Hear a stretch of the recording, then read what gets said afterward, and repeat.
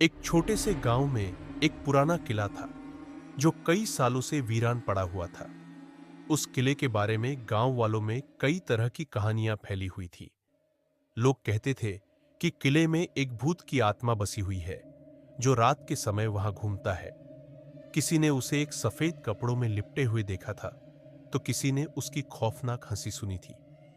गांव में एक लड़का था जिसका नाम अर्जुन था। वह हमेशा अपने दोस्तों से उस किले के बारे में सुनता था, लेकिन उसने कभी वहां जाने का साहस नहीं किया। एक दिन उसकी सहेली रिया ने उसे चैलेंज किया कि वह किले में रात को जाकर देखे कि क्या सच में वहां भूत है। अर्जुन को यह चुनौती स्वीकार करने में देर नहीं लगी। वह तय कर चुका था कि वह उस किले में जाएगा और सभी अफवाहों का सच जानकर वापस आएगा।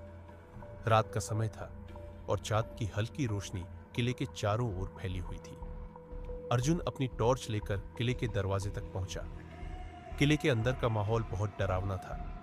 दीवारों पर मुरझाए हुए पौधे लिपटे हुए थे और हवा में एक अजीब सी खामोशी थी।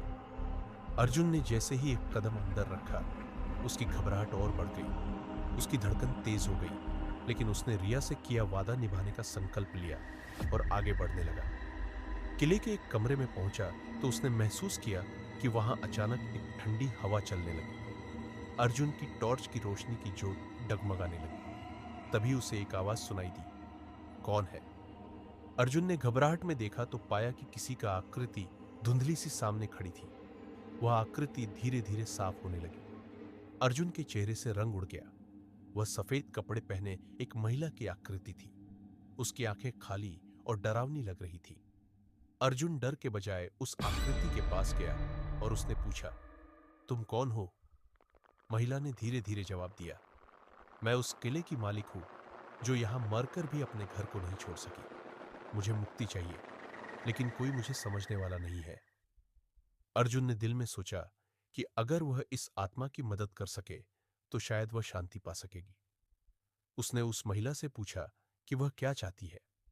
महिला ने कहा, मुझे मेरी मृत्यु के कारण का पता लगाओ और मेरे परिवार का पता लगाओ। अर्जुन ने अगले दिन गांव में जाकर किले के बारे में और महिला की कहानी के बारे में जानने की कोशिश की।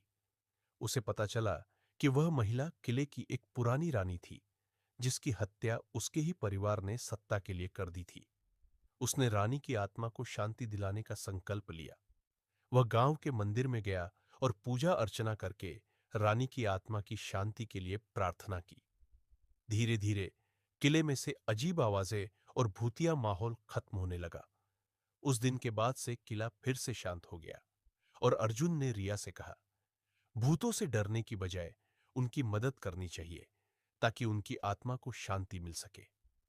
वह कहानी आज भी गांव में सुनाई जाती है और अर्जुन को उसकी बहादुरी के लिए हमेशा याद किया